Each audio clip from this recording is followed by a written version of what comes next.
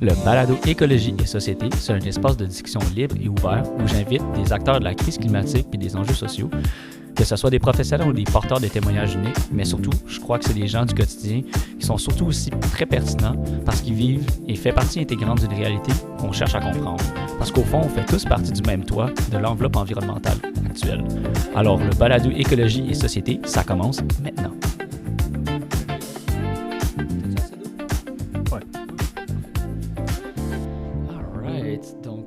Bienvenue au podcast Écologie et Société. Si vous ne l'aviez pas déjà fait, allez nous suivre sur tous les réseaux sociaux, qui est Instagram, Spotify, Deezer, YouTube, puis Apple Podcast. Épisode vraiment spécial aujourd'hui. Je suis vraiment content de recevoir Alex Tyrrell, qui est le chef du Parti vert du Québec. J'avais envie de l'inviter parce que j'ai envie qu'il nous présente en fait son plan politique, ses idées, ce qu'il a envie de faire s'il est élu. Puis comment on peut faire rayonner de façon plus étoffée au niveau de l'environnement, mais aussi économique. Fait que ça va être mon but là-dedans, c'est d'inviter des gens de partis un peu plus de gauche, puis de poser plus des questions sur l'exécution de ces idées idéologiques-là.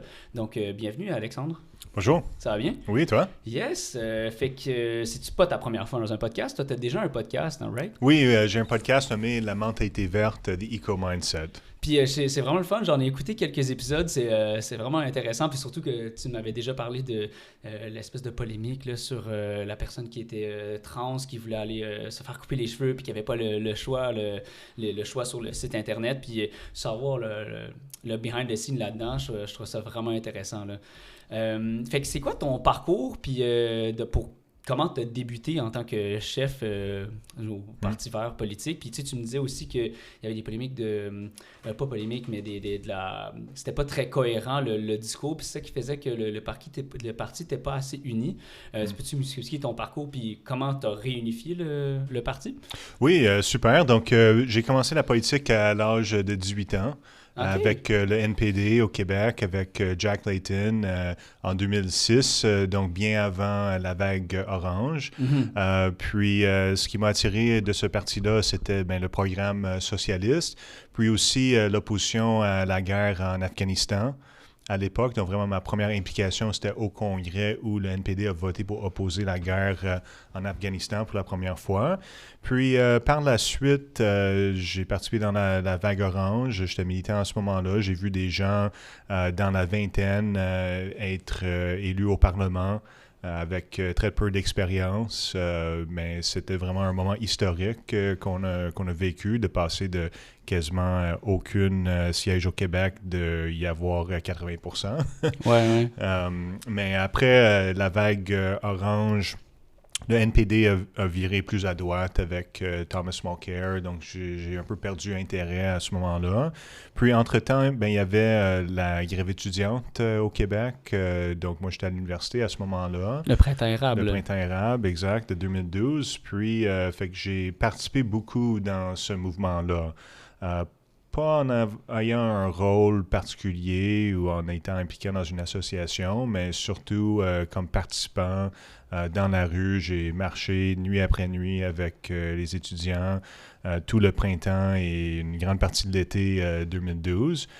Puis, il y a des gens qui m'ont approché du Parti vert du Québec qui ont dit, tu savez, nous avons un parti fédéraliste de gauche qui appuie les étudiants. Et peut-être que ça pourrait t'intéresser de devenir candidat. Puis, au début, je n'étais pas certain. Je me voyais plus comme quelqu'un qui pourrait être un gérant de campagne ou plus à l'arrière-plan. Mais en gestion, en fait. Exact. Un rôle de soutien plus. Mais finalement, je ne trouvais pas personne qui voulait aller de l'avant. Fait que je me suis dit, je vais le faire moi-même. Puis, c'est une situation particulière parce que cette élection-là de 2012 a été déclenchée en raison du mouvement étudiant. On a réussi à faire tomber le gouvernement un an avant la fin du mandat majoritaire du gouvernement Charest. Fait que je suis devenu candidat, puis j'étais dans un comté où il y avait un ministre libéral. C'était un comté de l'Ouest de l'île de Montréal qu'il y avait 80% des gens qui votaient libéral. Provincial ou? Au provincial. Okay. Jeffrey Kelly était le ministre des Affaires autochtones à l'époque. Puis j'ai réussi à devenir candidat, puis débattre avec et vraiment marquer mon point là, sur la manière qu'ils ont traité les étudiants. Qu'est-ce qui a rapport avec l'austérité, là? Exactement. OK. Les mesures d'austérité, mais pas seulement les étudiants, mais aussi beaucoup de problèmes environnementaux, notamment l'appui au gaz de schiste. Oui. On avait eu un grand mouvement en 2010 et 2011, des gens du Bas-Saint-Laurent là, qui sont levés là, pour carrément mettre cette industrie-là à la porte. Puis on voit que même aujourd'hui, ce victoire-là, il reste. Puis c'est sûr que la nouvelle première ministre a dit qu'elle veut mesurer à nouveau l'acceptabilité sociale des gaz de schiste, mais il y a pas mal tous les commentateurs disent que ce projet-là, cette industrie-là ne va pas aller de l'avant. Il n'y a aucun soutien pour ça. Donc, c'était un moment qui m'a marqué. Puis, c'est ça. Donc, j'ai été candidat en 2012. Puis, suite aux élections, le chef du parti que j'avais aidé beaucoup dans sa campagne a choisi de démissionner. Il y avait une course à chefferie. Il y avait à peu près 500 membres du Parti vert à l'époque. Et moi, j'ai présenté un programme de gauche qui visait l'unité du parti. Mon slogan, c'était de unir le PVQ. PVQ, c'est Parti vert du Québec. Et donc, j'ai réussi à téléphoner chacun des membres, à expliquer mon programme, expliquer mon point de vue. J'avais 25 ans. À l'époque, j'avais complété mon cégep en génie mécanique.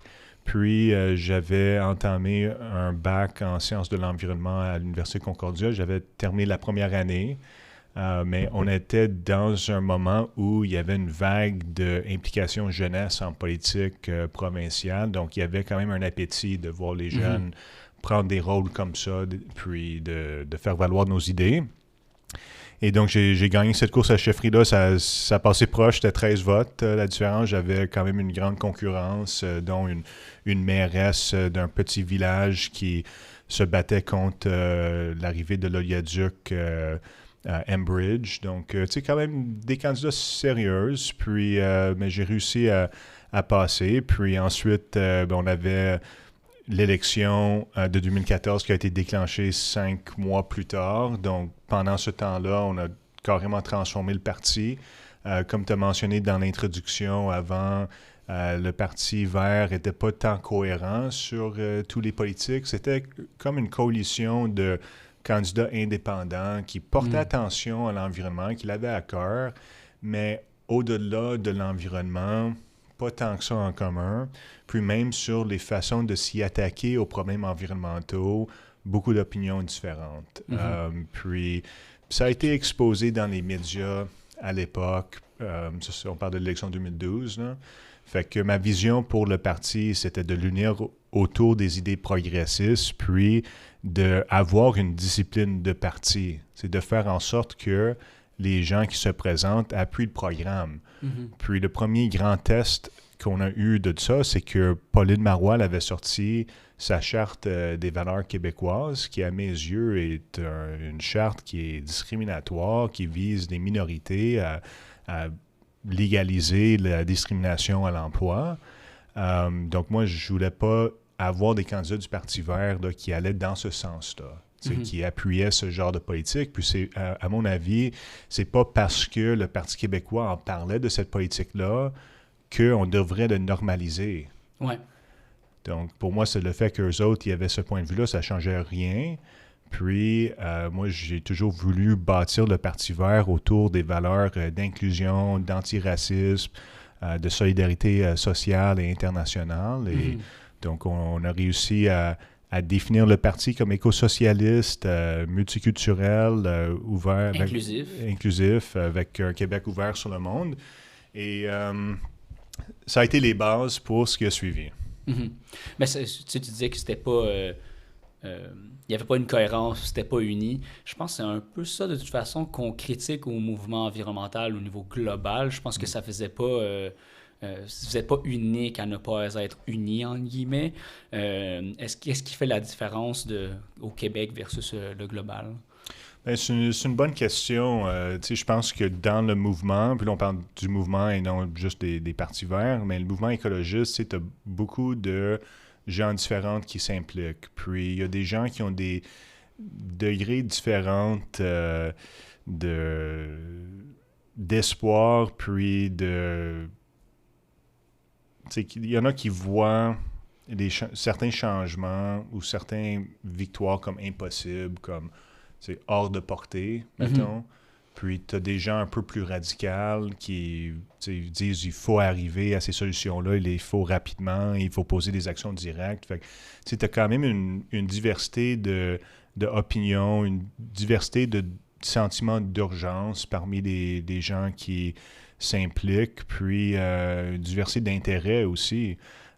Parce que dans certains mouvements, ça peut être des motifs économiques qui amènent les gens, par exemple, à poser des gaz de schiste. Tout le monde a des motifs différents dans leur vie. Là. C'est pas pour rien qu'il y a une dichotomie genre, de plusieurs types de partis. Là, ouais. Puis les gens ont aussi un niveau différent de confort et des standards de vie différents. Fait qu'il y a des gens pour qui prendre le transport en commun...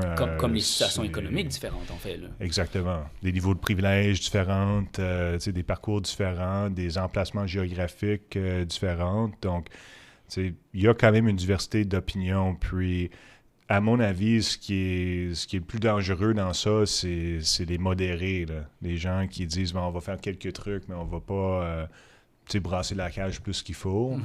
Ou bien les éco-capitalistes. Qui disent on a juste à changer, mettons pour un véhicule électrique, puis tous les problèmes du monde vont être réglés. C'est un peu trop simpliste. Puis... des solutions simples à des problèmes complexes. Là, exactement. Classiques. Là, Exact. Puis, je comprends quand même qu'il y a un besoin d'avoir des cibles réalisables pour lesquelles certains groupes environnementaux peuvent crier victoire, par exemple. Donc, de revendiquer des chars électriques, puis là, d'avoir les premiers qui apparaissent au Québec, mais ça peut être vu comme une stratégie qui peut mobiliser des gens, qui vont, OK, là, on a revendiqué quelque chose, on l'a eu, mais en même temps, c'est pas vraiment une solution au changement climatique ou aux problèmes environnementaux auxquels on fait face, puis de pousser cet agenda-là jusqu'à transformer tout le parc automobile, mais tu as quand même beaucoup d'enjeux miniers, puis de qualité d'eau, puis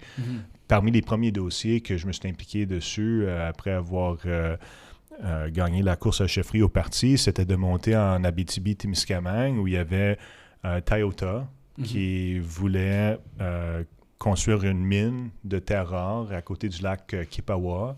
Fait que là, il parlait de 160 000 litres d'eau à l'heure, 24 heures sur 24, 365 jours par année. Wow. J'ai regardé les plans pour la mine, puis il y avait des bassins de décantation semblables au sable bitumineux. Les déchets qui sont générés par ça sont légèrement radioactifs. Il était pour des entreposés dans ces bassins de décantation-là avec une membrane à quelques mètres là, de cours d'eau naturels. Donc, tout ça pour les véhicules électriques de Toyota. Toyota était pour être le seul acheteur du minerai. Puis, on a des mines comme ça aujourd'hui même au Québec, à Lac-des-Plages, une mine de proposer 3 km de long, une mine à ciel ouvert. Ils cherchent carrément à enlever les tops des montagnes, là, puis de creuser des très, très grands trous. Fait que c'est de transformer des zones montagneuses avec beaucoup de réserves en eau potable en zones industrielles, en zones de sacrifice. Fait que, ça, c'est un problème. C'est sûr qu'il y a des manières plus écologiques d'aller chercher ce minerai-là. Notamment, je pense que Québec, c'est le pire endroit pour faire ça. Oui, parce qu'on détient 20% de la quantité d'eau, puis ce serait dommage de justement tarifier ça, là, en fait. Là, c'est ça. De juste contaminer. Ouais. Il y a d'autres paysages qui sont plus adaptés à ce genre de travaux-là. Mais de compromettre l'eau potable, puis je ne parle pas juste d'une perspective de pas dans ma cour, mais bien au niveau global, préserver les ressources en eau potable est importante. Fait qu'il faut éviter d'avoir ces mines-là à ces endroits-là. Je peux-tu juste faire une pause? Je veux juste valider si le son est correct. Ouais. Je regarde les ondes en l'air, puis je suis comme pas sûr.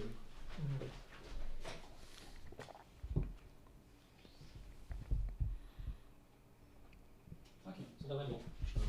Je vais couper le bout. Alright.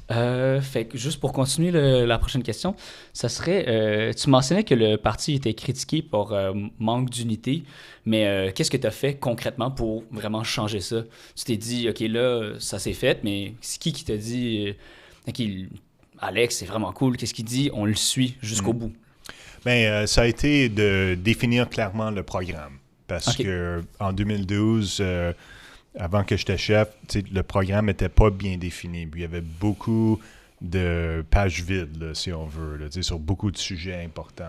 Fait que la première étape a été d'écrire un programme éco-socialiste. C'est comme ça qu'on l'a nommé, l'option éco-socialiste. Ça faisait du peur aux gens, le mot socialiste, là, on s'entend que... Un peu, mais pas tant que ça. Ouais, OK. Même dans ces années-là, je veux dire... Pas autant que les gens pensent. Okay. Puis il y avait quand même des courants de gauche importants dans ces années-là. Je veux dire, 2011, on a eu le mouvement Occupons Montréal, mais le mouvement global. On a eu Idle No More à la fin 2012, début 2013. On a eu la vague orange au Québec. Il y a quand même... puis le mouvement contre les gaz de schiste en 2010. Fait que c'était une période où les gens ils cherchaient des politiques de gauche. OK. Mais le socialiste, c'est plus... Puis de gauche, je suis pas sûr, ça s'entrecroise comme ça? OK. Ah oui, absolument. OK. Puis là, en faisant ce plan-là, les gens, ils t'ont suivi en se disant que le programme, qu'est-ce qui les a convaincus? Bien, je pense que de prendre position, par exemple, contre la Charte des valeurs québécoises, ça l'a aidé beaucoup. Puis d'avoir une position, par exemple, pour le transport en commun gratuit, c'est quelque chose qui a résonné aussi.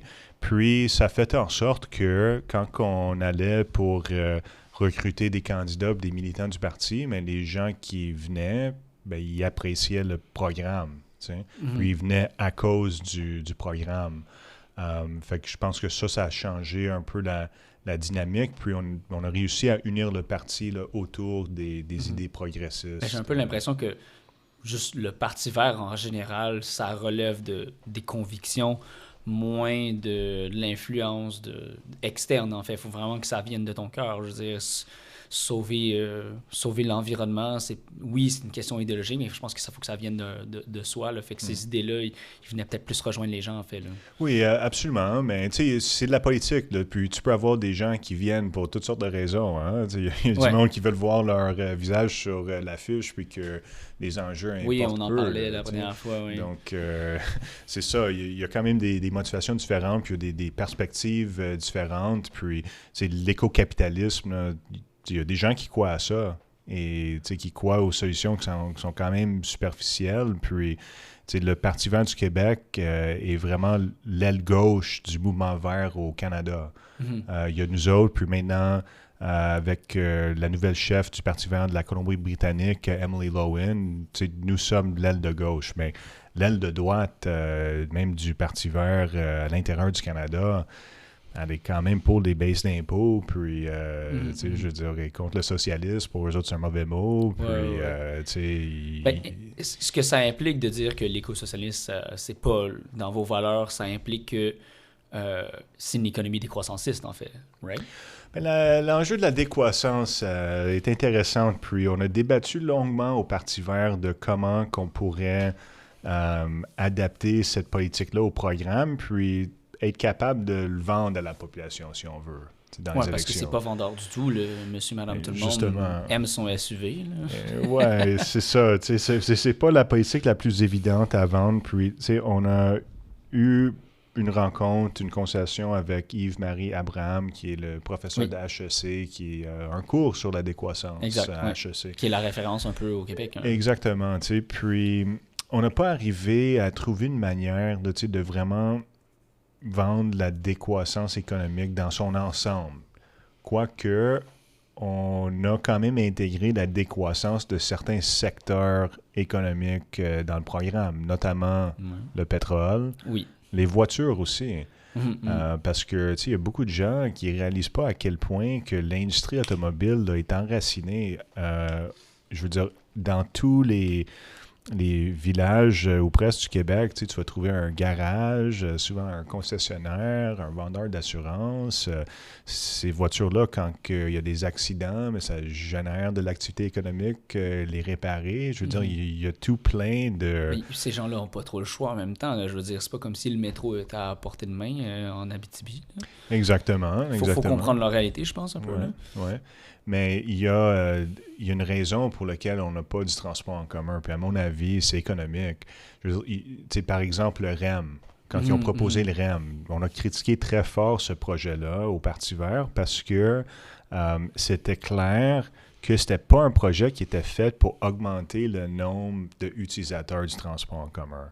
C'était fait pour combler la demande de la population de voir des grandes infrastructures de transport en commun se construire, mais sans avoir de réel impact sur l'industrie automobile, de l'automobile privée. Parce qu'ils savent que quelqu'un qui va se déplacer en voiture privée, c'est la manière la moins efficace de se déplacer. Mais ça génère le plus d'activité économique.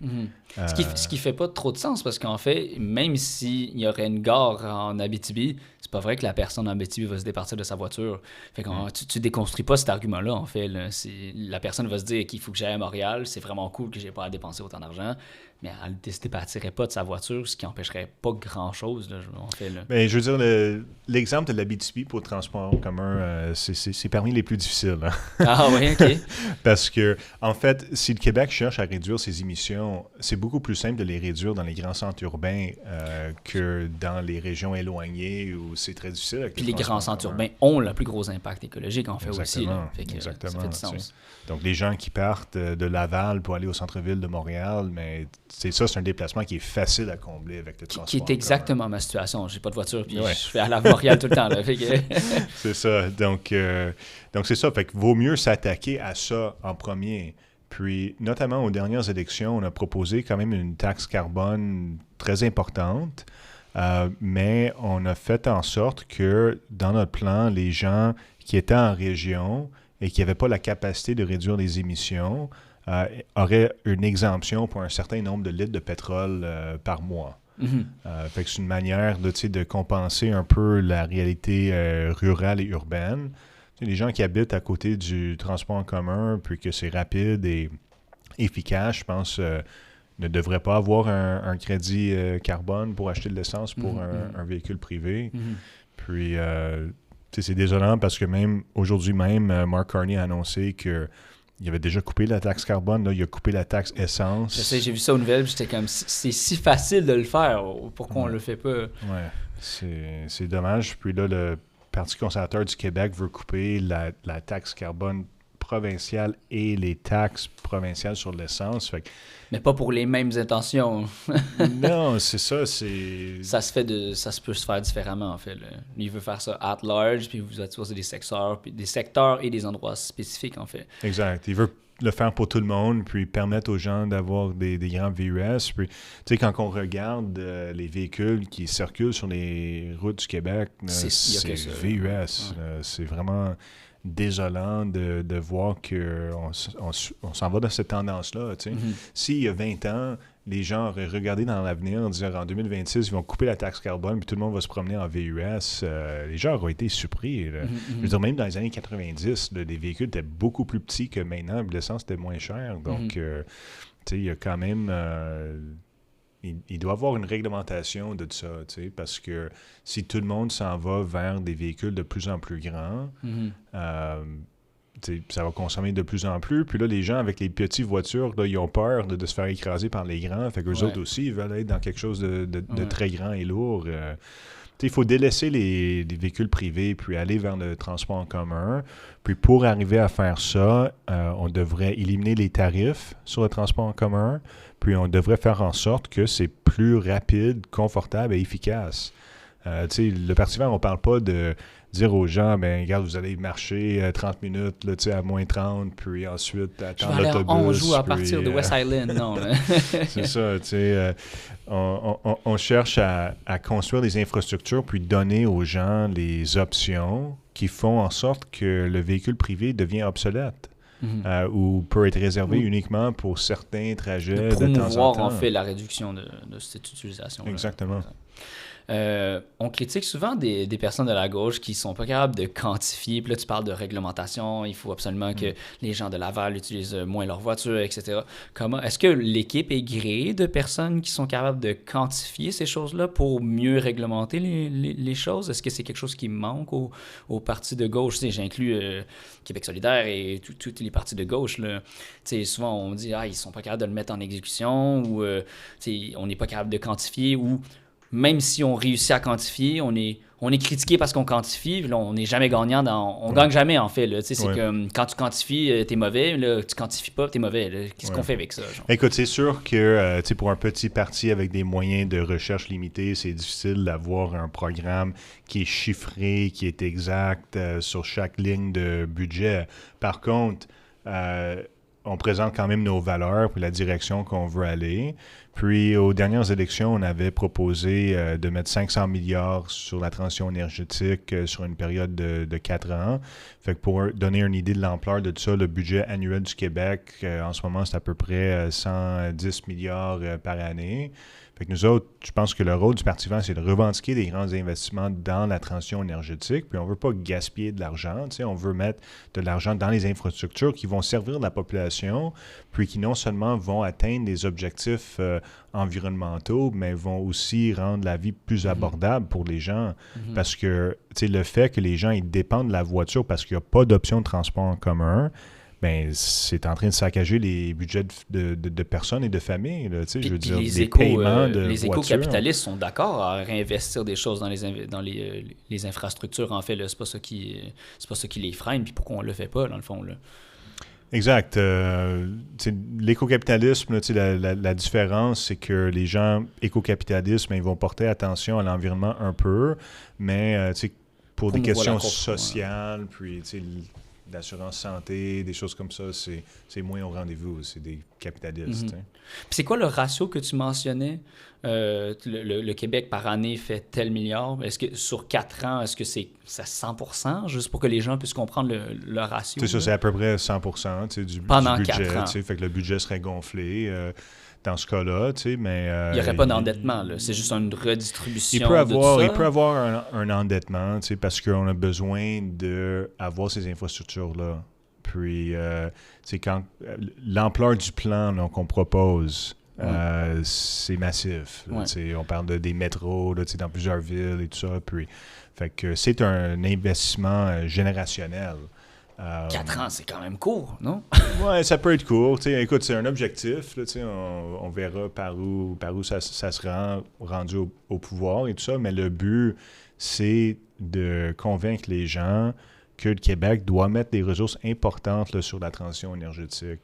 Puis, moi, je veux pas entendre qu'on n'a pas assez d'argent pour payer un métro à Québec, puis un métro On est capable de le faire, à Gatineau. Entièrement capable de le faire. Là, puis, je veux dire, les générations précédentes, là, ils ont construit le métro de Montréal, avec 68 arrêts, avec un architecte différent pour chaque station. Puis tu disais avec moins de population, moins de moyens... La dernière fois, là. Oui, c'est ça. Montréal n'était pas la même taille à l'époque. Ils ont réussi à faire ça. Fait que pourquoi que nous autres, pour notre génération, l'idée même de concevoir un projet de transport en commun avec 68 arrêts souterrains comme ça, complètement irréalisable. Ça, c'est un problème. Là. On a perdu ce que les gens étaient capables de faire il y a 50 ans. Fait que, ça, c'est un problème. Fait qu'il faut quand même avoir une vision. Puis, il y a beaucoup de dépenses que le gouvernement fait là, qui peuvent être coupées là, dans les subventions aux entreprises privées. Puis, à toutes sortes d'affaires. Puis, il y a quand même de l'argent à aller chercher aussi auprès des plus riches dans la société. Les Québécois, on a tendance à dire, mais on est tellement taxés comme que c'est là, on ne peut pas tolérer d'autres taxes. Puis c'est vrai que la classe moyenne, elle est très taxée. Je veux dire, le palier maximum, c'est 100 000. Quand tu atteins 100 000, tu es au top. Là. Tu ne payes pas un plus grand pourcentage. Même ton pourcentage, il va en diminuant parce que bien souvent, ça va être les revenus de gain en capital qui ne sont pas taxés à la même hauteur là, que ce que les gens voient déduire de leur chèque de paye. Puis c'est aussi que le gouvernement n'a pas augmenté les paliers avec l'inflation. Fait qu'il y a quelques années ou décennies, là, que 75 000 c'était un très, très bon salaire. Fait que tu pouvais payer un tel pourcentage. Mais les gens qui payent moins qui sont au top, qui payent moins d'impôts, c'est-tu à cause que c'est de l'évasion fiscale? C'est parce que les taux de taxation ne sont pas assez élevés. C'est fait pour avantager les riches. Là, je veux dire, les personnes de droite disent tout le temps que les personnes qui sont riches, c'est eux qui génèrent des travails, c'est eux qui génèrent des revenus. Est-ce que c'est quelque chose qui est en accord avec le parti ou... Ou justement, parce que s'ils vont, mais les taxent trop, ils vont partir. Fait que c'est un truc qui est comme contraire à justement l'idéologie de la majorité de la population. Fait que c'est un peu pour ça que le parti, ça fait un petit bout qui est pas au pouvoir. Là. C'est-tu à cause de ça que cette idéologie, les gens, ils sont pas capables d'adhérer à cause que cette idée-là, ils s'accrochent à ça ou... Je pense que les médias s'accrochent à ça. Je trouve que les médias sont capitalistes et bourgeois. Là. Okay.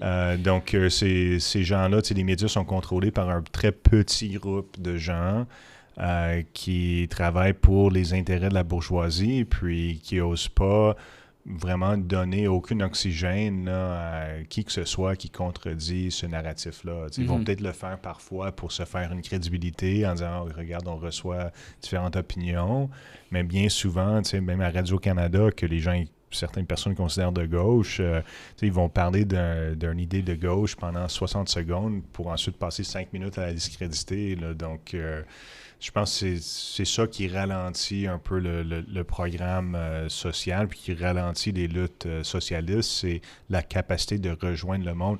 Puis, notamment, vous avez mentionné le mot socialiste, est-ce que ça fait peur? Mais elle vient de où, cette peur-là? Ouais, mais on critique souvent qu'il n'y a aucun modèle ailleurs dans l'histoire qui a pu prouver que ça, c'est faisable. Là. Je veux dire, on regarde la Chine, on regarde... mon père, il vient du Vietnam. Je veux dire, c'est quand même une économie qui est communiste. Cuba aussi. Puis là, je veux dire, la Corée du Nord, c'est pas les top exemples de ce modèle-là qui a fonctionné. Fait que je pense que ça vient un peu de là. Dis-moi si je me trompe. Là, mais c'est sûr qu'il y a des défis, mais dans le cas de Cuba, je pense pas que c'est le communisme qui est le problème là-bas, c'est les sanctions. Oui, puis le blocus, puis les pays capitalistes qui osent tellement réprimer le communisme, qui essaye de vraiment isoler, puis que non, on peut pas le laisser fonctionner sur cette île-là. Puis on critique souvent que c'est à cause de ce système-là, mais comme, je veux dire, les 3 autres pays fonctionnent très bien économiquement, puis les États-Unis sont pas dans l'équation. Là, exact. Fait que, est-ce que tu penses que c'est tout ce melting pot-là d'idées-là que les gens sont pas accoutumés à, ou les gens sont pas assez éduqués sur ces idées progressistes-là? On manque de gens progressistes? Je pense que la propagande capitaliste, là, elle a réussi à pénétrer très loin dans la population. Parce que j'ai l'impression que les gens qui sont justement trop ancrés dans le capitalisme disent qu'on entend trop parler. Je veux dire, même si on entend trop parler, ça fait pas bouger les choses. Je sais pas si je vais me dire la majorité des gens votent pas pour ces idées progressistes-là. Je veux dire, il y a plein de partis de gauche qui sont pas top au niveau de l'électoral. Mais puis la majorité disent qu'on entend trop parler, mais ils bougent pas. Et je veux dire, pourquoi on dit qu'on entend trop parler? Pourtant, c'est-tu qu'on... Tu sais, moi, je dis que je t'avais dit justement à la dernière entrevue qu'on était ensemble, j'avais dit que j'étais pas d'accord avec ça prend 2 types de balanciers pour mettre ça au centre. J'ai l'impression qu'il y a vraiment beaucoup de l'extrémisation, de la polarisation, puis ça fait pas en sorte qu'on se rapproche d'un centre. C'est pourquoi ces idées-là, ils font en sorte que c'est pas polarisant. C'est parce que c'est populiste, ces discours-là, des 2 côtés. Là. Je dis pas que de gauche comme de droite. Là, ou, je pense que c'est la perspective qui est donnée par les médias qui vont... dès qu'un parti politique, si on prend l'exemple de Québec solidaire, là, avait proposé certaines taxes, puis là, ils ont la taxe orange. Ils ont répété ce message-là pendant une grande section de la campagne électorale.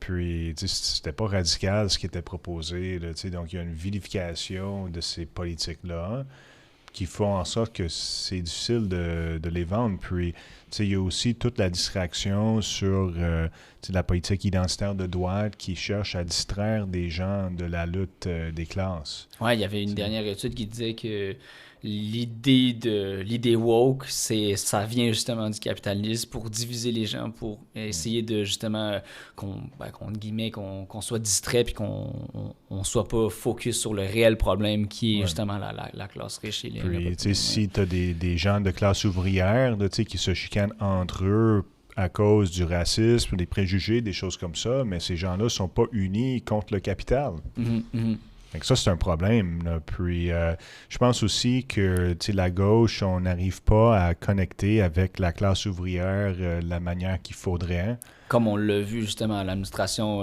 Trump dans ces dernières élections-là, ça a été très, très, très critiqué, que c'était justement l'élite d'establishment démocrate qui n'arrive pas à... Tu sais, justement, je trouve ça drôle que tu dis ça, mais pourtant, Mamdani, le maire de New York, a réussi, puis ça, je pense que c'est un point qui est comme... comment on pourrait dire, ponctuel. Pourquoi ce mouvement-là, il est globalement, à part cet endroit-là, c'est pas ça, genre. Oui, ben à New York, c'est vraiment incroyable ce que M. Mamdani a réussi à faire, mais ça reste un démocrate. Hein? C'est vrai. Puis, tu sais, les démocrates, là, ils sont comme des pros là, à jouer des cartes de gauche, que ce soit AOC ou Bernie Sanders. C'est des figures qui sortent, qui génèrent une certaine crédibilité, mais finalement, pour demander aux gens de voter pour le candidat démocrate à la présidentielle.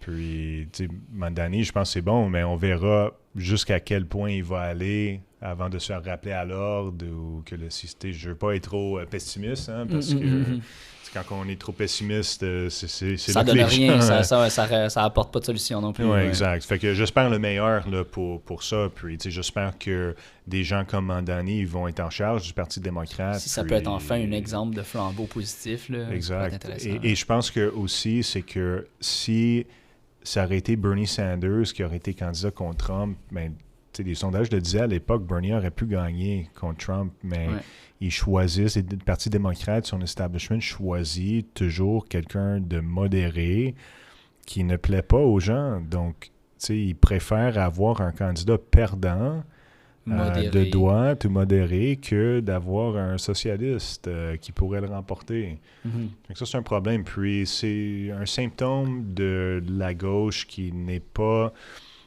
si bien organisée. Puis, c'est difficile dans un environnement où la droite elle a beaucoup, beaucoup de ressources financières là, pour faire valoir ses idées.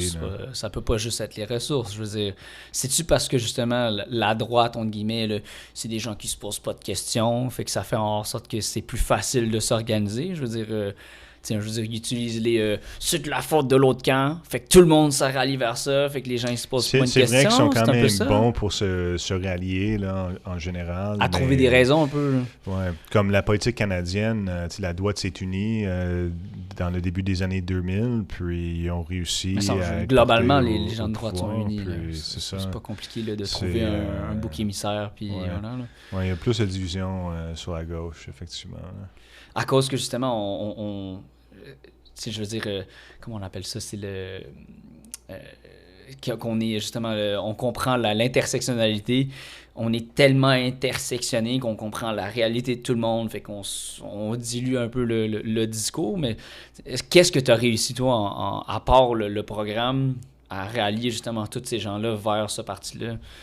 Qu'est-ce qui a fait vraiment la différence concrètement? Ça doit être vraiment, tu dois le savoir, hein, je pense. La différence à quel niveau? De pouvoir, qu'est-ce que tu penses qu'il y a une chose ou au moins un top 3 des choses que tu as faites dans le parti, dans le programme qui fait en sorte que les gens se sont ralliés, contrairement à justement avant où c'était pas si unique que ça, là? Dans le cas du Parti du Québec, je pense que c'est les positions pour l'inclusivité qui ont réussi à rallier un grand nombre de personnes de tout horizon. Mais par exemple, aux dernières élections, il y avait une analyse externe, puis ils ont dit que 43% de nos candidats, c'était des partis de minorité visibles. Fait que, on a réussi à quand même aller chercher une base très, très diversifiée. Puis, au niveau de l'unité du parti, je pense que c'est d'avoir un programme clairement de gauche aussi qui a attiré des gens vers ça. Puis, plus récemment, c'est l'opposition à la guerre. Parce qu'on a eu des guerres qui ont éclaté un peu partout dans le monde. Puis, il y a très peu de gens en politique qui ont osé dire quoi que ce soit contre ça. En ce moment, États-Unis en guerre avec l'Iran. Gaza aussi, ça a pris un énorme temps avant d'affirmer que c'est une guerre au juste tout court. Là. Même l'Ukraine aussi. Là. Exact. Que en fait, Poutine mentionnait que c'était pas une guerre. Là. Puis dès que tu le mentionnais ça, tu te faisais pointer du doigt. Là. C'est n'importe quoi. Là. C'en est une. Là. Ouais.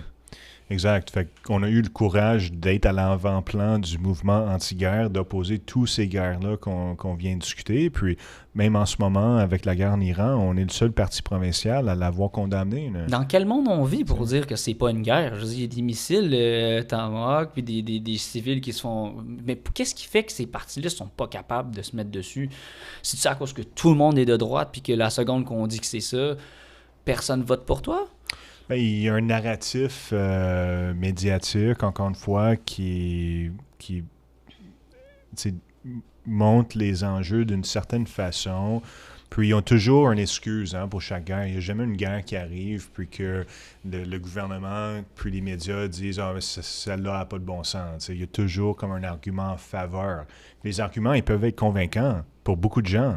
Avec la guerre en Iran, en ce moment, c'était pour venir au secours du mouvement féministe contre le hijab et tout ça. Puis on dit, regarde, les femmes... Le régime et tout. Il faut faire tomber le régime islamiste.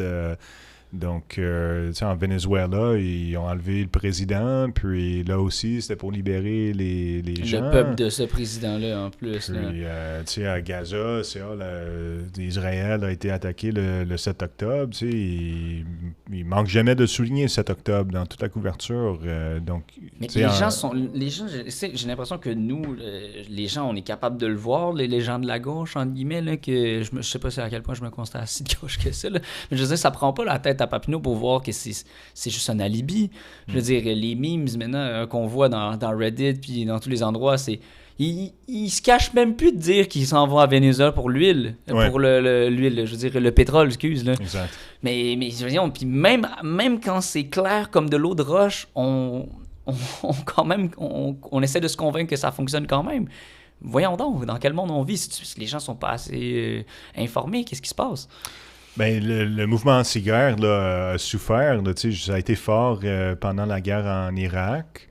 Mm-hmm. Mais même à ça, l'opinion publique canadienne était divisée à peu près 50-50 là, sur cette question-là. Puis on a passé proche de s'impliquer. Puis de toute façon, le Canada est allé en Afghanistan sur le prétexte qu'on veut venir en aide aux femmes, puis chasser le Taliban pour ensuite recéder le pouvoir à ce même groupe-là 20 ans plus tard.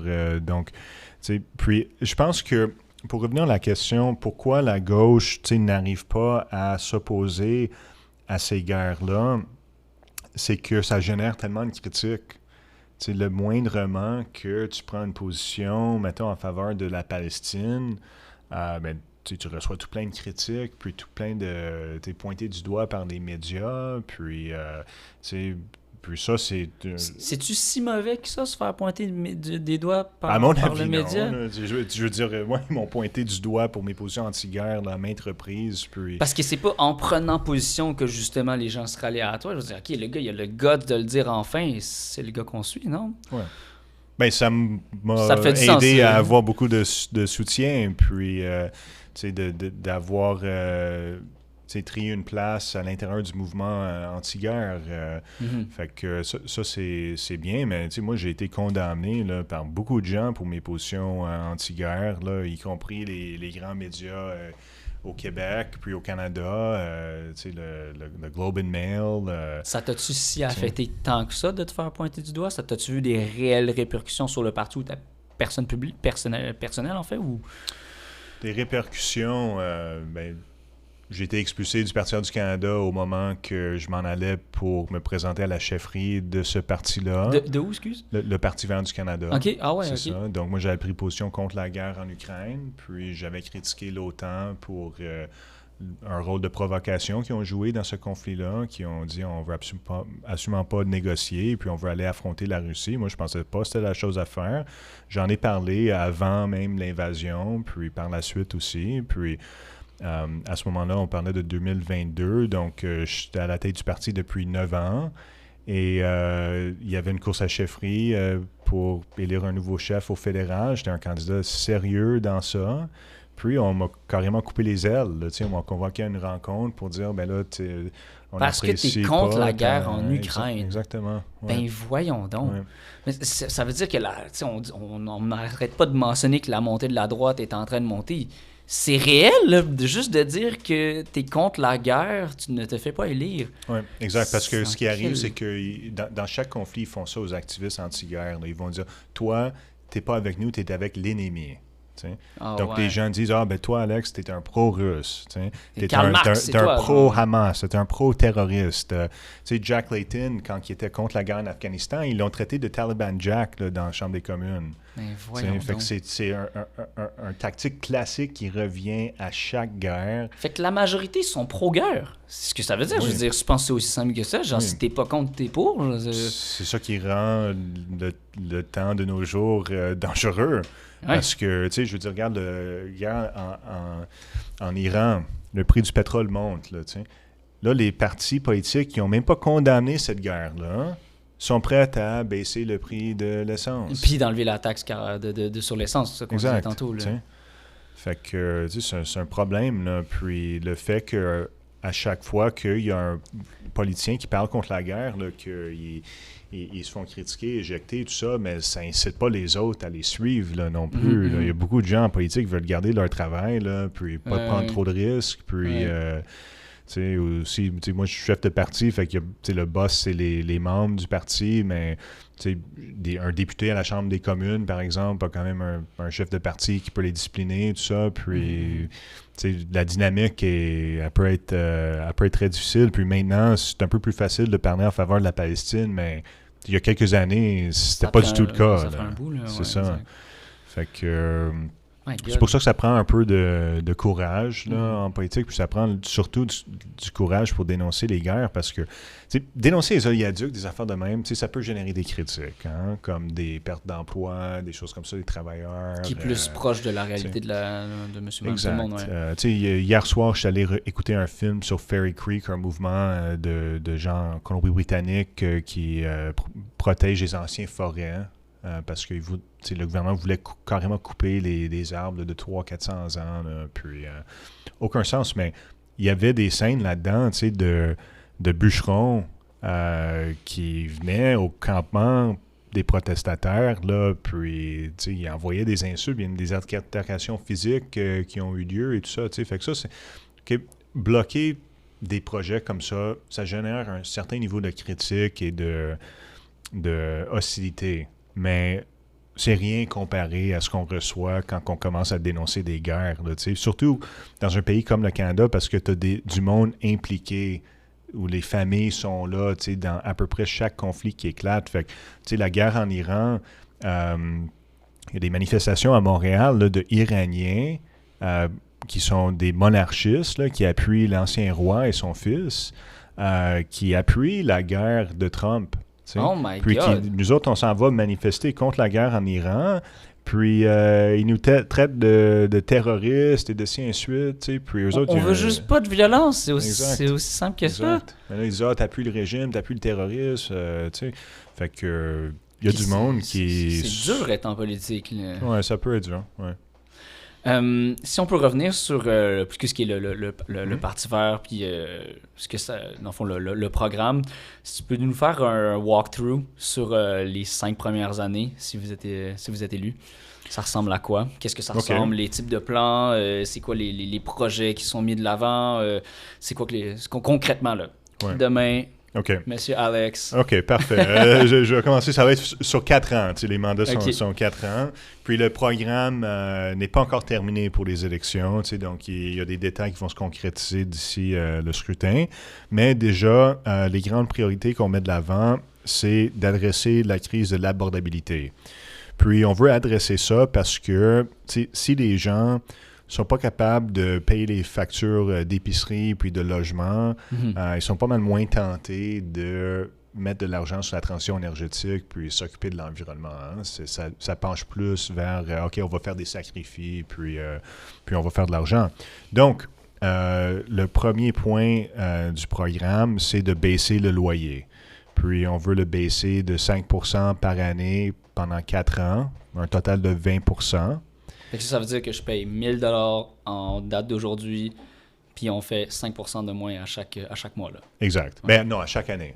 À chaque année, oui, excusez-moi. Oui, pour un total de 20% dans la 4e année.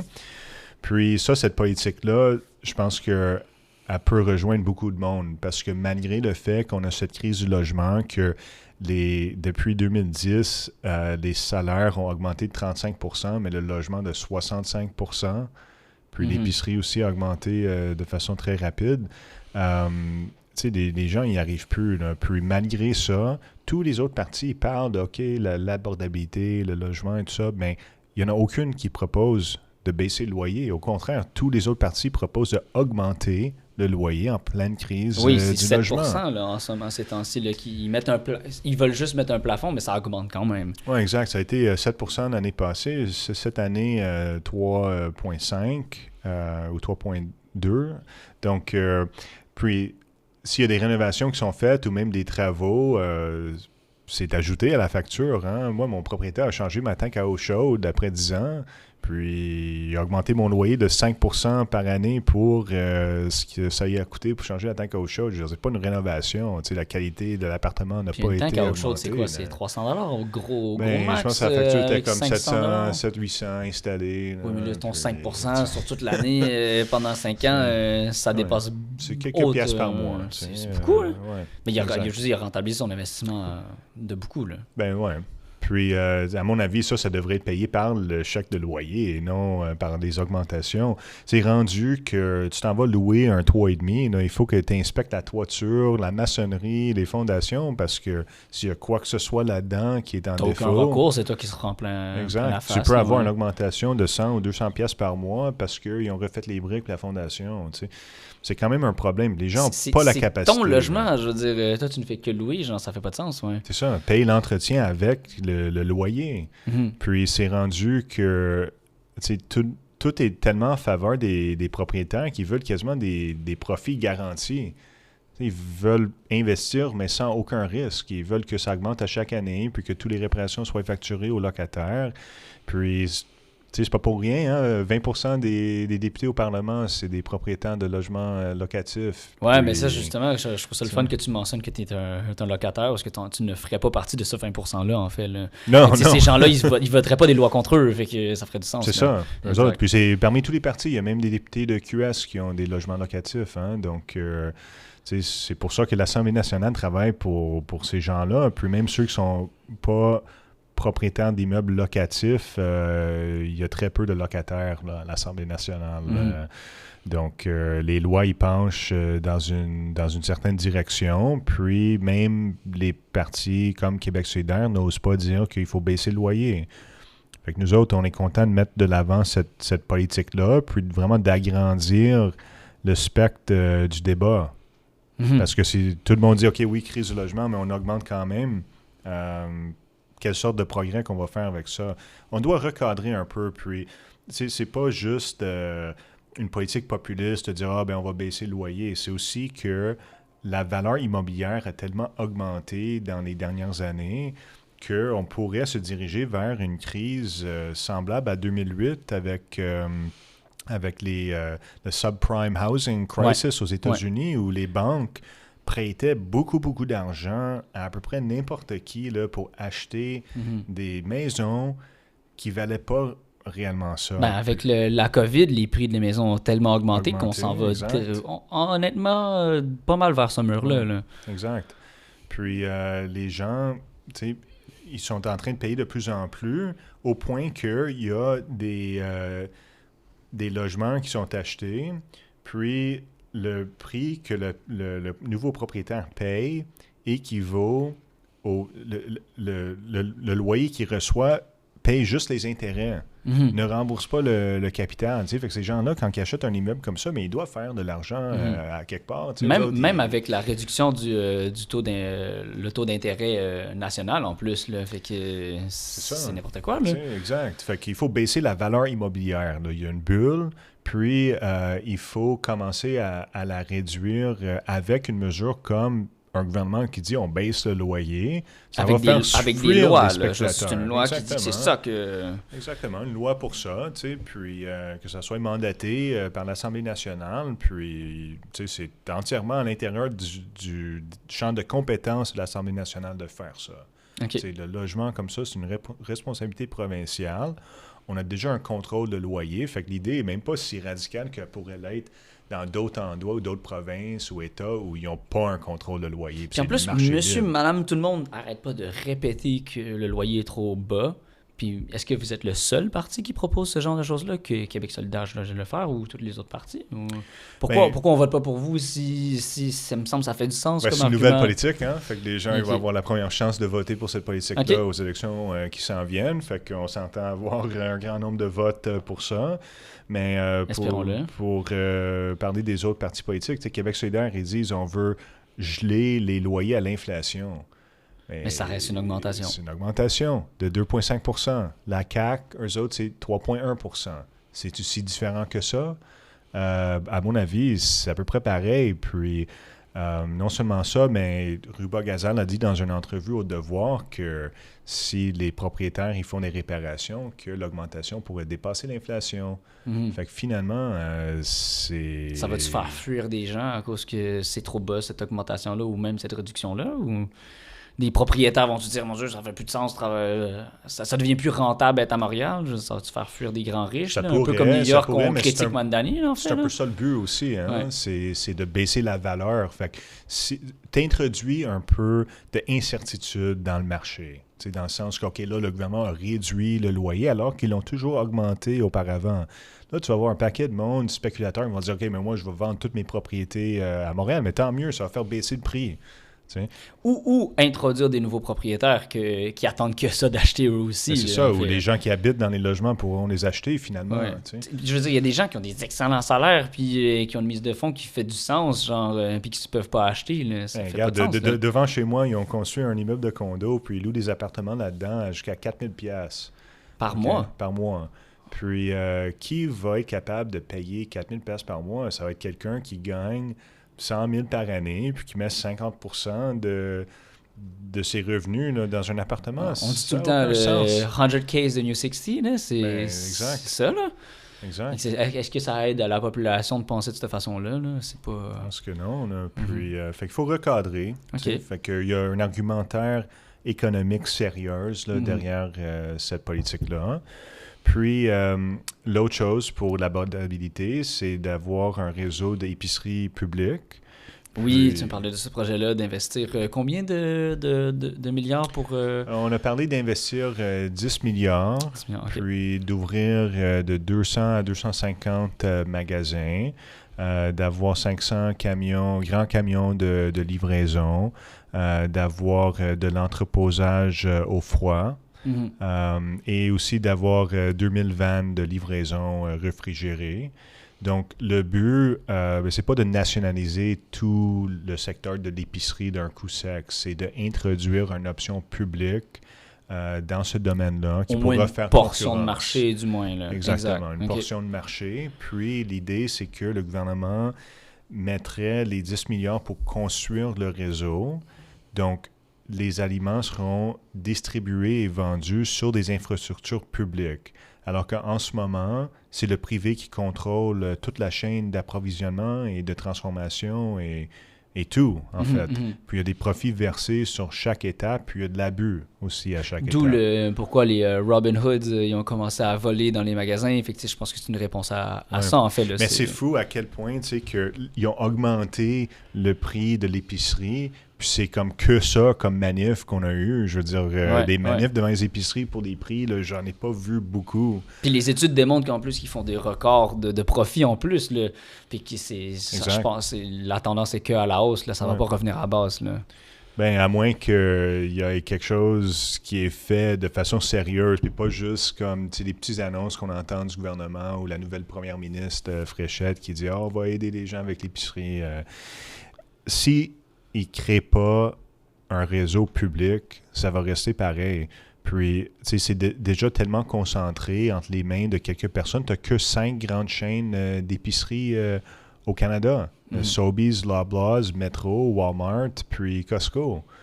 Ces 5 compagnies-là, ils contrôlent presque tout le marché. Puis eux, les 5 joueurs ne font qu'augmenter. Fait que le but, c'est d'introduire un nouveau joueur qui ferait que les prix seraient plus bas. Un peu comme Maxi. Là, on dit que Maxi, s'il voit les prix de n'importe quelle autre épicerie, ils vont matcher le prix vers la baisse. Fait que ça serait un peu ce genre de stratégie-là, un peu? Ou... Ben, c'est ça. Maxi, c'est une marque, je ne sais pas à quelle c'est rattaché, là, mais c'est rattaché à une des 5 grandes. Oui, oui. Même oui. si on Super C, tout ça, c'est Métro. Il y a beaucoup plus de bannières qu'il y a de réelles compagnies derrière ces bannières. Oui, à 100%. Fait que l'idée, c'est que le réseau public soit le moins cher parce que tu n'as pas à payer des profits. Puis c'est aussi que vu que l'État va construire le système en partant, mais les utilisateurs vont continuer à payer quelque chose pour l'épicerie, mais ils vont juste payer les frais d'opération. Ils n'auront pas à payer pour la construction des infrastructures, comme par exemple construire un magasin au détail. Ça va être couvert par l'investissement initial. Puis ils auront juste qui sera un investissement public. Exact, Okay. exact, de 10 milliards. OK. Sur 4 ans. Exact, sur 4 ans, le temps de mettre en place ce système-là. Mais vraiment, on espère que ça l'aille le plus rapidement possible parce que c'est une priorité puis c'est urgent. Puis les gens n'y arrivent pas. Le monde sont en train de manger moins, de manger de moins bonne qualité. De plus en plus dans la rue, en plus. Là, exactement. Puis les camps d'itinérants, ils explosent. Puis les refuges sont pleins à craquer aussi. Là. C'est ça, puis tu as l'autre problème caché, si on revient au loyer, c'est que tu as des gens qui ont été expulsés, ils ont dit « OK, finalement, je vais le payer 2000 pièces par mois pour l'appartement, j'ai pas d'autre choix », puis qui font semblant que tout est correct, là, mais que l'endettement s'accumule là, pour ces gens-là. Puis il va y avoir un moment là, où ils n'arriveront plus là, à parce payer. Ils vont être en faillite qu'être à la rue, en fait. Là, C'est ça. Puis ils vont avoir tous les frais de retard et tout ça. Donc, c'est ça. C'est quand même un problème qui est visible, mais il y a le côté invisible aussi qui est tout aussi important puis tout aussi problématique sur le long terme.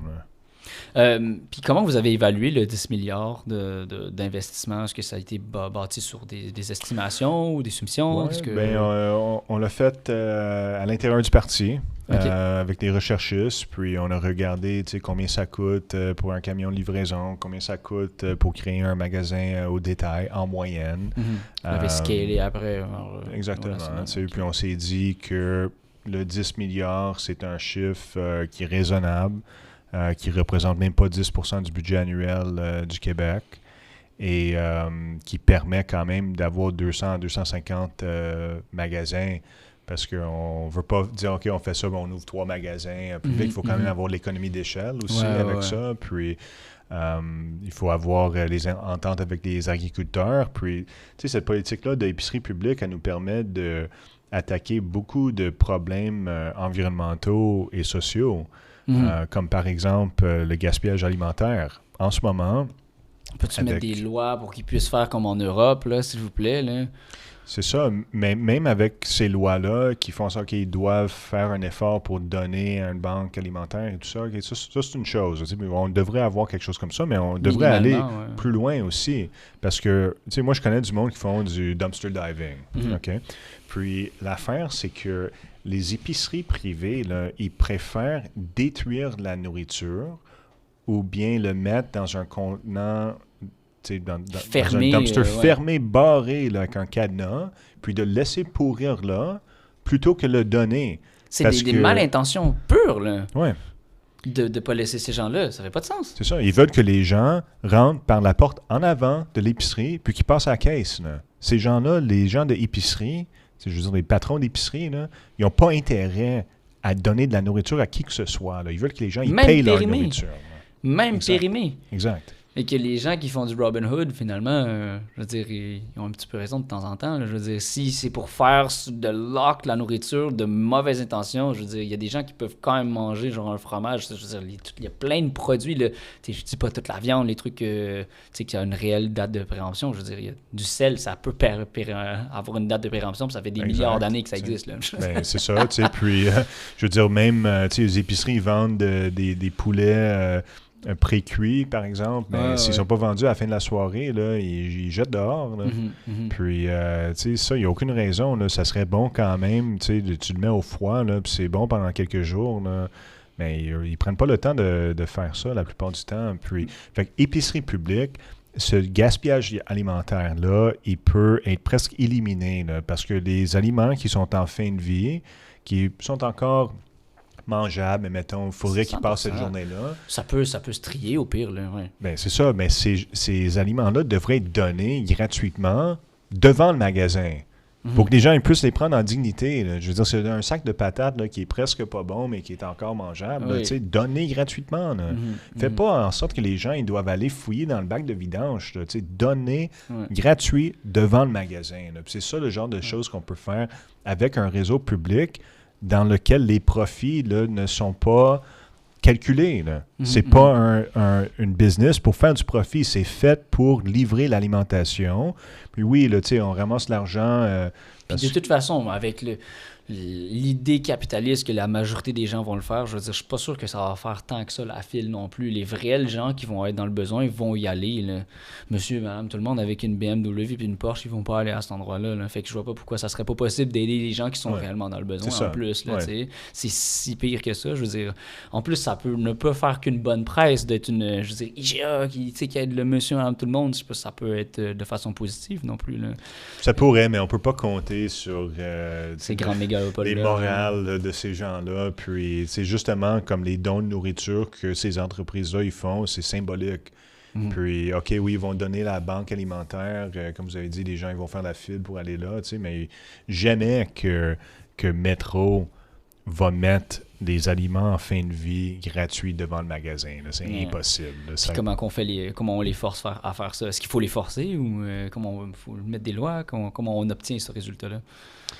Bien, moi, je pense avec l'épicerie publique, mais effectivement, même avec le réseau d'épicerie publique, il va quand même avoir des épiceries privées là, qui vont demeurer, du moins le but, c'est pour pas le de les premier mettre mandat. Non plus out of business non plus. Là, ouais. Ben, pas à court terme, là, mettons.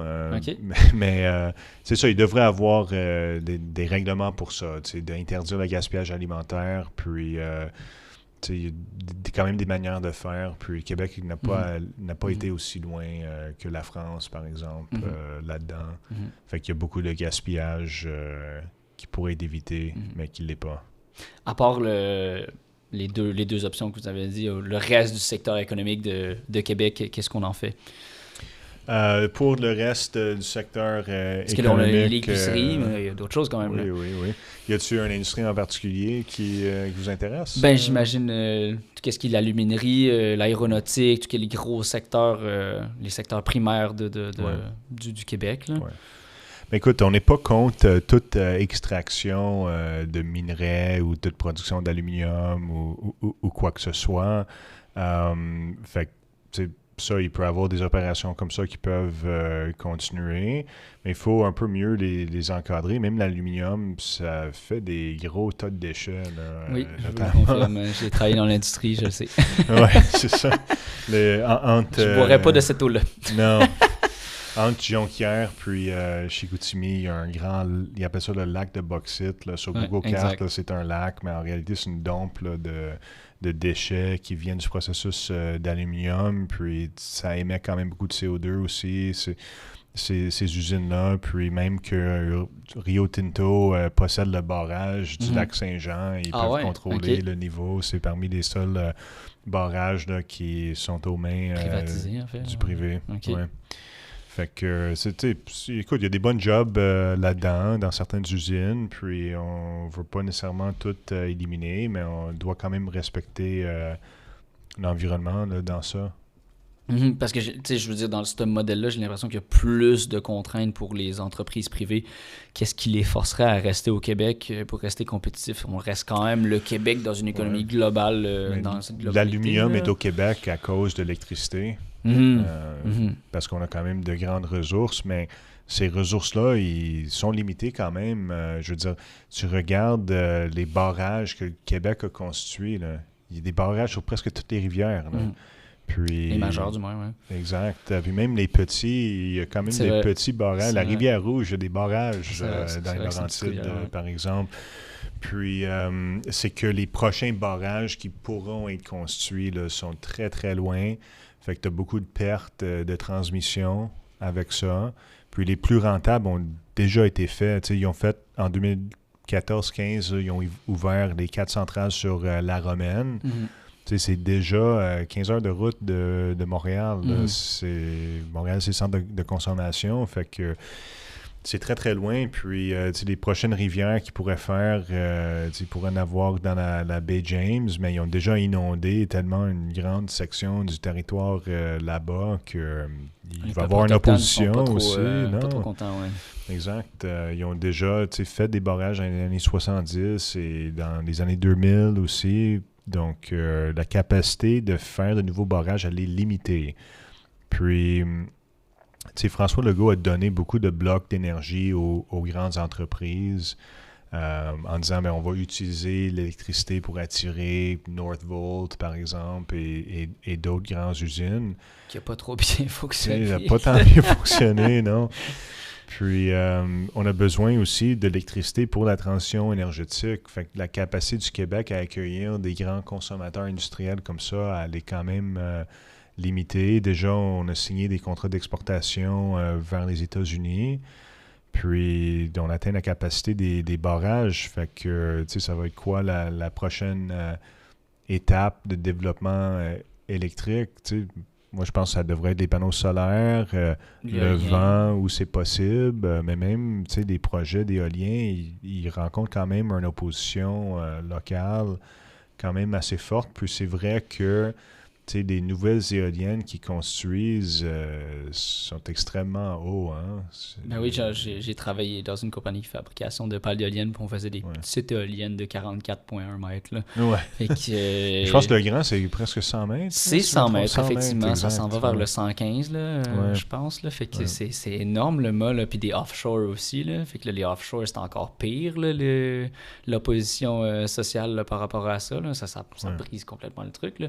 Fait que comment on gère justement une économie où on veut créer des nouvelles richesses dans une réalité quand même verte, mais là, il y a une opposition. Est-ce qu'on va comme un train comme les autres partis puis on dit c'est ça qu'on fait pareil? Comment on fait pour justement attirer des nouveaux électeurs en créant de la richesse, mais comment on jongle avec tous ces enjeux-là? Là? Oui.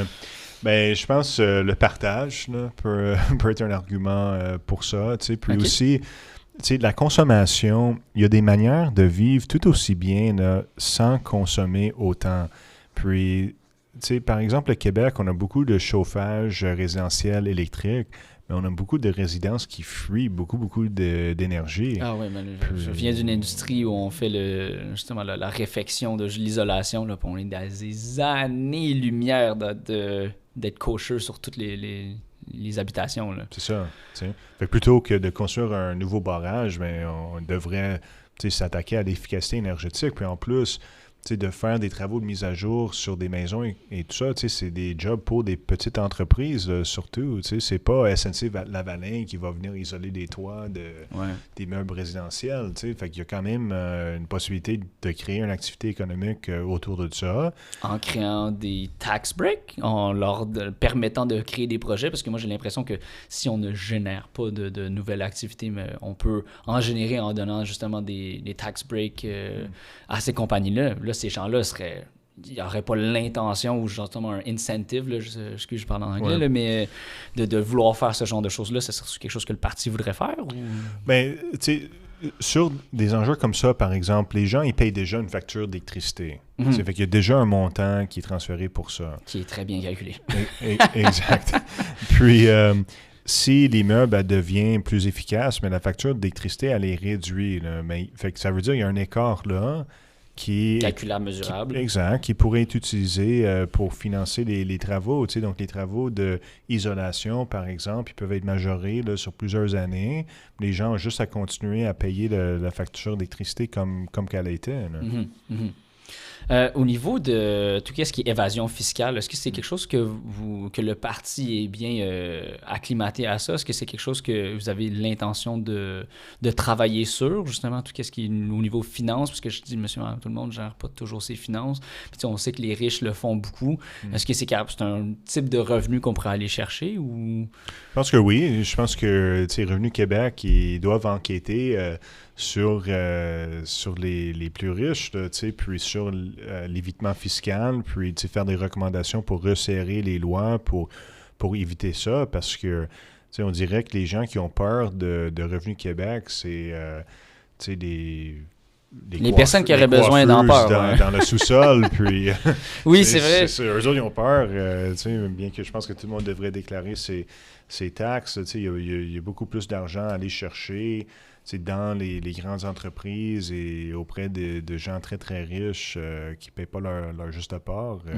Le plus que tu es riche, le plus que tu as de manière, justement, de cacher un peu tes revenus. Puis... On pourrait peut-être donner des tax breaks à des entreprises qui génèrent de la richesse verte, entre guillemets, non? Ou c'est-tu quelque chose qui est intéressant? Je veux dire, le fonds vert, par exemple... est faite pour être un levier là, de venir aider des entreprises qui font du progrès pour l'environnement. Donc, ça, je pense qu'il y a un rôle important pour ça. Puis, il y a toujours un débat, même au sein du mouvement écologiste. Est-ce que l'argent du fonds vert, là, le fonds vert, c'est financé par la taxe carbone au Québec, devrait être utilisé, par exemple, pour subventionner une pétrolière qui réduit ses émissions à une nouvelle technologie? Ça pose question, tu sais. Ouais. Est-ce que c'est mieux de s'y prendre par la réglementation ou par des incentives financières? Tu sais, je pense qu'il faut faire un peu des deux parce qu'il y a des circonstances où... dans certains cas, c'est plus avantageux aussi. Mais là, le système est fait pour que les gens sont vraiment bons pour s'en passer outre-mer, ce système-là. Là. Exact. Puis tu peux offrir un crédit d'impôt pour un tel affaire, mais les gens ne le font pas. Le résultat n'est pas atteint. Fait que la réglementation est là pour ça. Puis le gouvernement a beaucoup de misère là, à tenir tête au niveau de la réglementation. Si on regarde, par exemple, le dossier du fonderie Horn à Rouyn-Noranda, la ville contaminée à l'arsenic, des quartiers qui vont devoir être déménagés.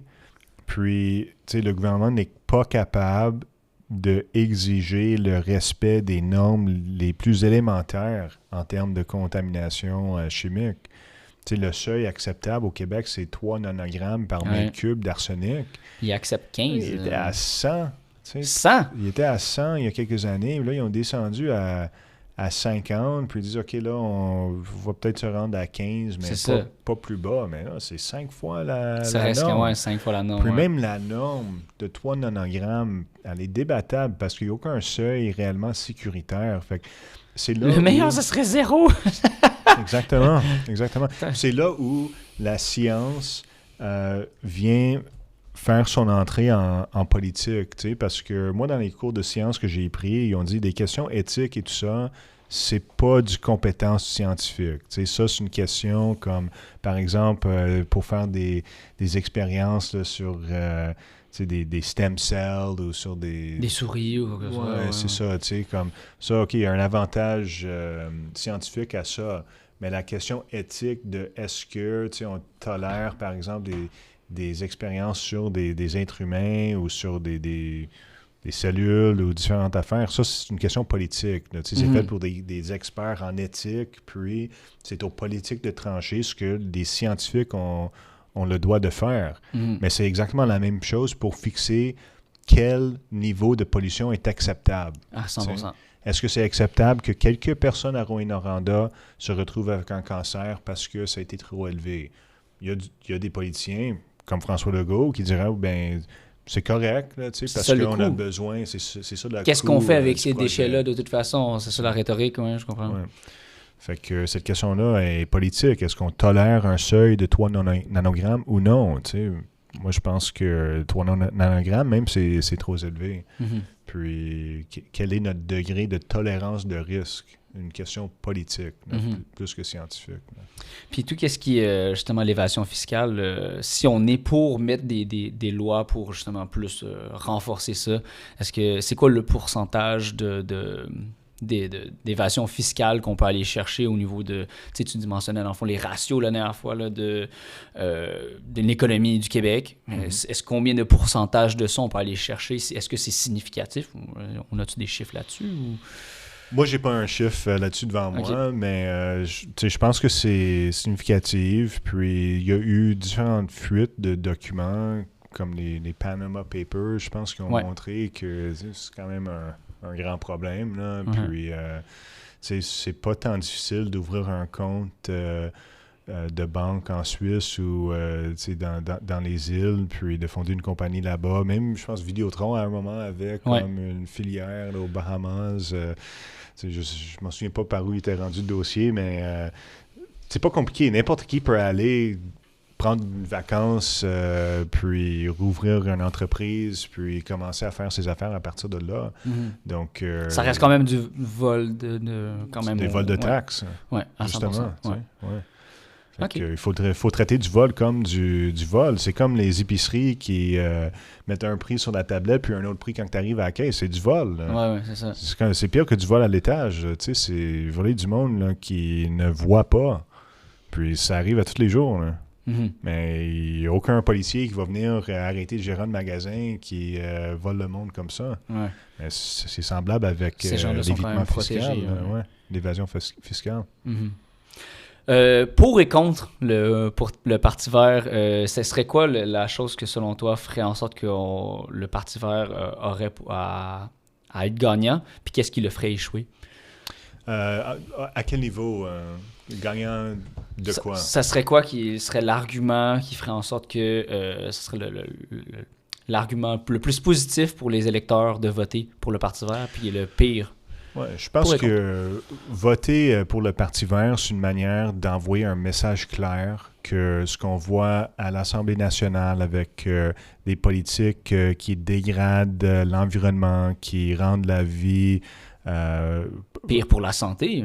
Pire pour la santé. Tu sais, le système de santé, on n'a pas beaucoup parlé, mais c'est ça, le système de santé, là, il y a de la misère là, à fonctionner. Tu sais, je veux dire, tu rentres à l'hôpital, il n'y a pas de médecin, l'enfant rentre à l'école, il n'y a pas de professeur. Tu sais, les services publics, là, ils sont pas au rendez-vous. Puis on n'est pas obligé de vivre comme ça. Tu sais. On peut prendre d'autres décisions pour investir dans les services publics, puis pour rendre la vie plus abordable. Fait que voter pour le Parti vert, c'est enregistrer son désaccord avec le système actuel, puis les décisions actuelles qui sont prises. Ça envoie un message, ça aide aussi le Parti vert à prendre la place dans le débat public, d'avoir plus de visibilité. Puis voter pour le Parti vert, ça contribue aussi au financement du parti à travers de subventions par vote. Donc, c'est pas un vote perdu. On enregistre notre désaccord, puis on finance l'opposition au gouvernement. Tu disais que c'était dans les lois là, qu'il y avait un certain montant par vote, en fait. Là. C'est ça. Puis le Québec a le régime de financement politique le plus progressiste en Amérique du Nord. Puis on a eu ça grâce à la commission Charbonneau. C'est vrai. En 2011-12, ça avait été dévoilé que les partis politiques québécoises, là, ils recevaient des pots de vin ou du financement, des dons à partir compagnies privées, personnelles, surtout construction. Ouais. Puis, fait que là, tous les grands partis politiques étaient contaminés là, par de l'argent sale. Puis, Pauline Marois, était en opposition. Puis, même si le Parti québécois avait quand même des reproches à se faire là-dessus. Elle a proposé là, de limiter les dons à 100$ par personne par année, puis d'augmenter le financement public des partis politiques. Fait que ça, c'est quand même très bon, là, je trouve, pour tous les critiques que j'ai envers elle, puis envers François Legault qui a maintenu, et Philippe Couillard qui ont tous les trois maintenu ce système-là. C'est que ça permet de sortir un peu l'influence de l'argent de la politique, parce que... Qui ne devrait pas avoir sa place là, en fait. Là. C'est ça. C'est comme de dire aux partis politiques, allez faire du financement, allez lever des fonds pour être capable d'avoir un budget de campagne, là, c'est pas une stratégie contre-démocratie, gagnante, 100%. Là. Ouais. C'est ça. Puis ça fait en sorte que les chefs de partis fédéral, par exemple, quand ils sont dans le débat des chefs, mais ils doivent parler aux électeurs, mais ils doivent parler aussi aux donateurs. Puis ils doivent avoir un message qui plaît aux deux. Puis au fédéral, on peut donner jusqu'à 3000$ par personne par année. Fait que tu arrives à avoir des couples qui donnent 6000$ chaque, mais ça s'achète quand même des faveurs à 6000$. Puis là, si tu rassembles un groupe d'amis ou de collègues ou de groupes religieux qui pensent comme toi, puis là, tu t'arrives à dire, OK, mais on fait une soirée de financement pour le Parti libéral, puis tu ramènes 100 000$, là, tu arrives à avoir une influence avec ça sur le parti. Oui, puis ça te donne une concept, comme on disait, là, tu payes des employés, puis ces employés-là, ils travaillent pour tes idées, puis que là, voilà, ça, c'est un effet boule de neige, en fait, là, d'influence. C'est ça. Fait que les partis politiques au Québec, avant la commission Charbonneau, tu sais, eux autres, c'est pas des magiciens, là, tu sais, ils peuvent pas faire apparaître de l'argent de nulle part. Puis c'est pas parce que tu es à télé en train de parler de la politique que les gens, ils ouvrent le portefeuille puis ils sont inspirés à donner de l'argent. Fait qu'eux autres, ce qu'ils ont fait, c'est qu'ils ont rentré dans un système de collusion avec l'industrie de construction, à échanger des contrats publics là, contre les dons aux partis politiques et tout ça. Puis c'est comme ça que le système fonctionnait. Fait qu'on a eu la chance au Québec là, de fermer la porte à ça puis le garder fermé. Puis je pense que ça a eu un impact quand même positif. Je pense pas que François Legault, par exemple, aurait banni le forage pétrolier s'il était financé par des pétrolières. Par contre, au Canada, c'est légal de faire ça. Tu peux avoir des employés de pétrolières qui organisent des événements de financement puis qui se trient une influence au sein du parti. Fait que, t'investis un peu dans l'influence, en fait, pour avoir un travail de longue haleine dans cette industrie précise-là. Ouais. Ben, c'est ça. Puis les gens qui donnent ces grands montants-là, ils veulent quelque chose en retour. Oui, c'est ça. Ils font pas ça de Non, c'est pas un cadeau. Là.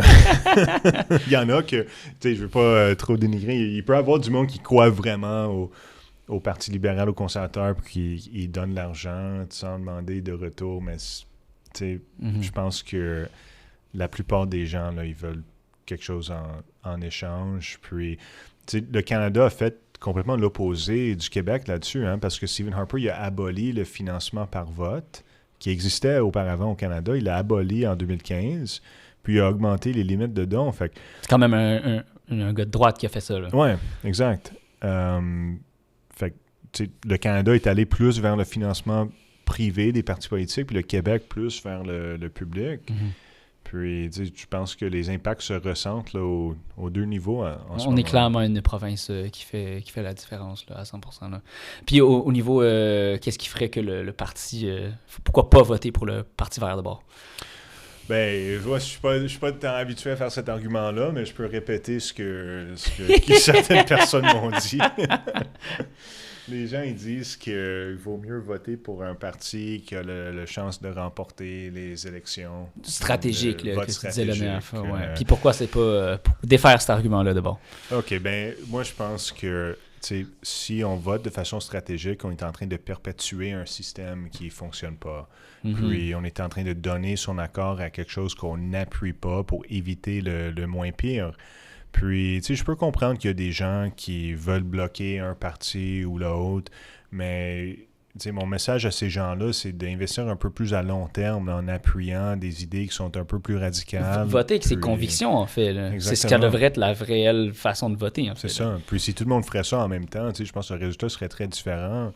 Puis ça démontre aussi que même si le Parti vert ne reçoit pas beaucoup de votes, mais le vote stratégique, là, il démontre que nos appuis vont beaucoup plus loin que le nombre de votes qu'on reçoit. Ouais, parce que je suis sûr que ça doit être énorme. Là. Les gens qui votent de façon stratégique, ça doit être énorme. Là. Énorme. 100%. Ouais.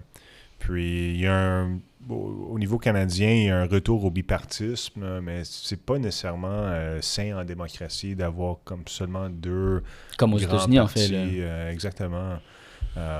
Puis, moi, je pense que vaut mieux de voter pour quelque chose, un parti qui agrandit le spectre du débat, qui met de l'avant des idées qui sont un peu plus différentes et qui injecte de l'énergie positive dans la démocratie. Là, des fois, pour avoir une démocratie saine, il faut quand même changer d'élu. Oui, exact. Ouais.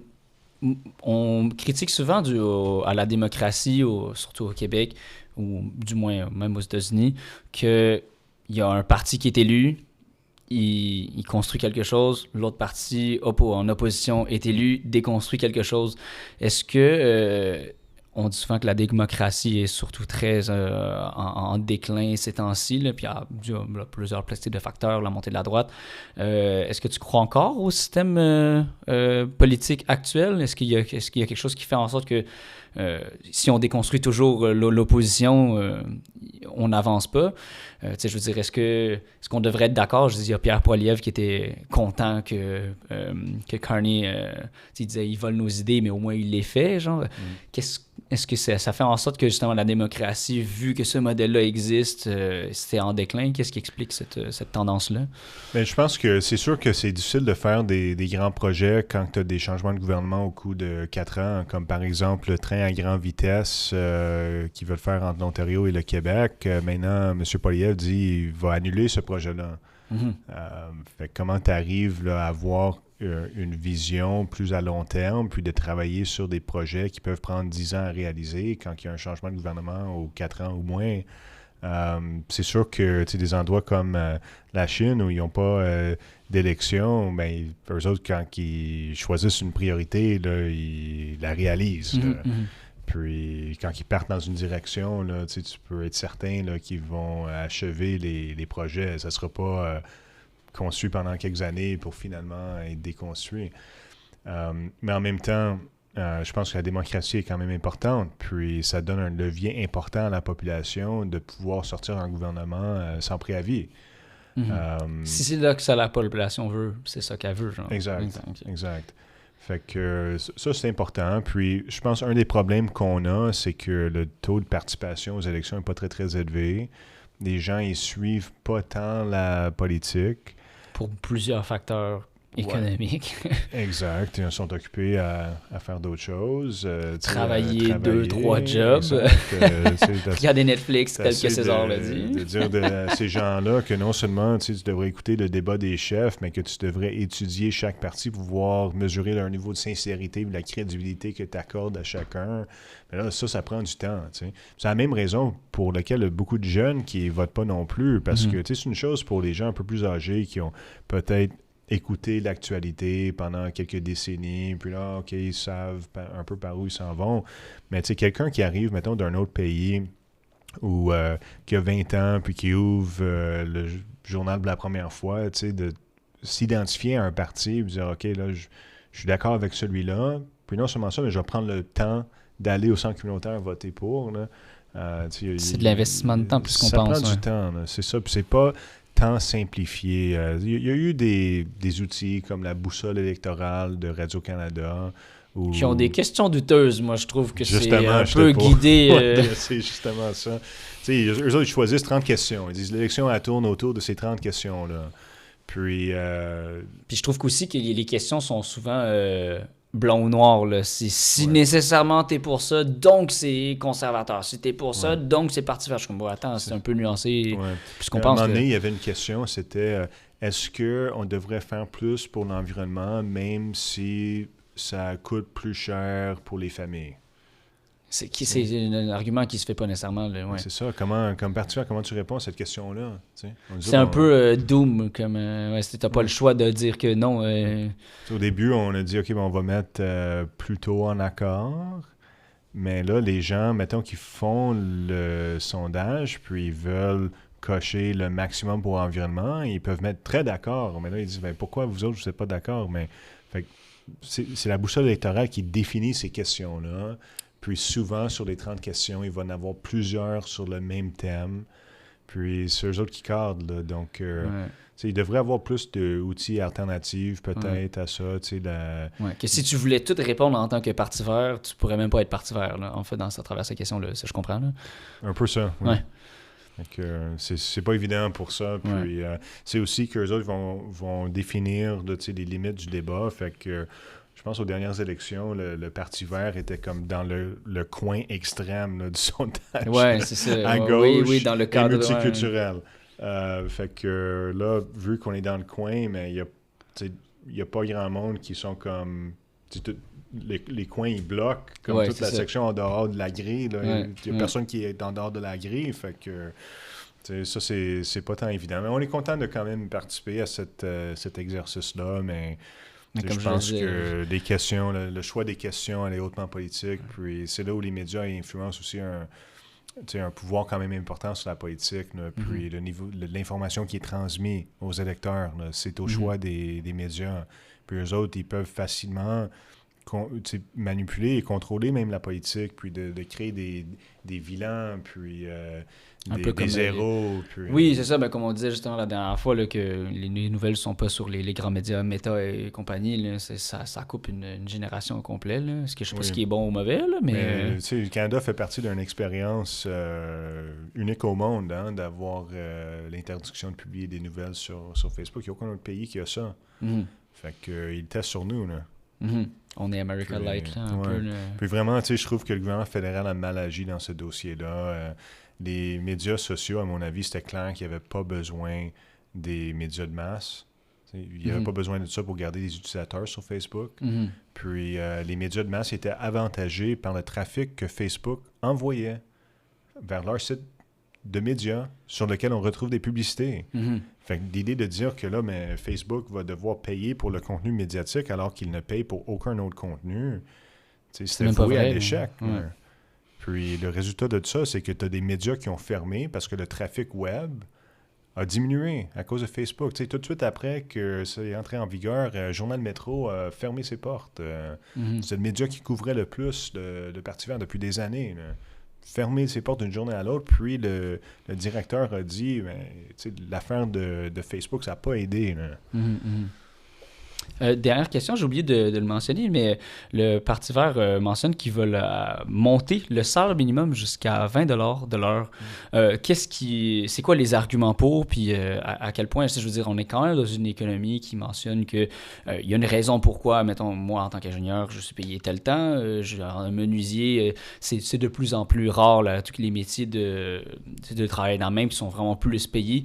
Qu'est-ce qui justifie 20 $ de l'heure? Ben, c'est l'inflation. Puis, le prix, le coût de la vie là, est tellement élevé que 16 piastres de l'heure, si on fait le calcul, là, on parle de 640 $ par semaine. On n'arrive pas à payer grand-chose. Quand tu vas à l'épicerie, un seul sac d'épicerie, c'est 100 piastres. Puis là, il y a du monde qui travaille au salaire minimum, puis qui ont des enfants, puis qui doivent avoir un véhicule pour se déplacer s'ils sont en région éloignée. Fait que c'est une vie de pauvreté, ça. Mais ça fait pas en sorte que, justement, augmenter le salaire minimum, il y a des gens de droite qui diraient que augmenter le salaire minimum, ça encouragerait pas, justement, l'inflation? Bien, c'est sûr que ça peut avoir cet impact-là. Mais je pense... Il y a d'autres choses que juste le salaire qui joue là-dedans. Là, exactement. Comme par exemple, à un moment, François Legault a donné des chèques de 500$ à tout le Québec. Ouais. Ça, c'est de l'argent que les gens, OK, on va aller le dépenser tout de suite. La dette publique canadienne, actuellement, on est en train d'imprimer de l'argent puis augmenter le taux. Tout ça, ces facteurs-là, ça contribue. Là. Mais si on fait l'exercice de regarder le budget d'une personne au salaire minimum, on se rend rapidement compte que des gens, même s'ils travaillent 40 heures par semaine, même s'ils font le temps supplémentaire à 16 piastres de l'heure, c'est pas assez pour vivre. Puis pour nécessairement contribuer sur l'échiquier de l'inflation, en fait. Là.